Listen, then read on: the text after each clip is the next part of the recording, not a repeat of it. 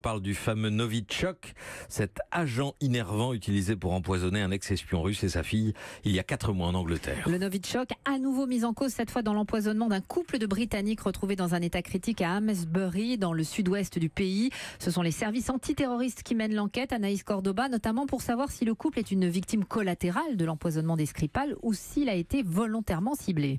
Dans la vie de Dan Sturges, 44 ans, et Charlie Rowley, 45 ans, rien ne laisse penser qu'ils pourraient être visés par le gouvernement russe. Selon un ami proche qui était avec eux samedi, Dan s'est plaint de maux de tête dans la matinée avant de s'effondrer en bavant.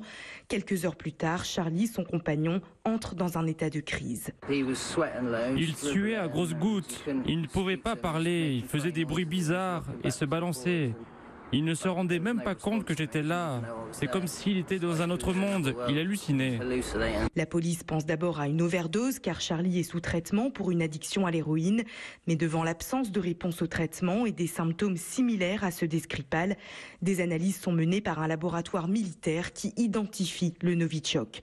Dan et Charlie auraient passé la journée de vendredi à divers endroits de la ville de Salisbury. Selon la police, aucune preuve n'indique pour l'instant qu'ils se soient rendus sur les lieux décontaminés au moment de l'affaire Skripal.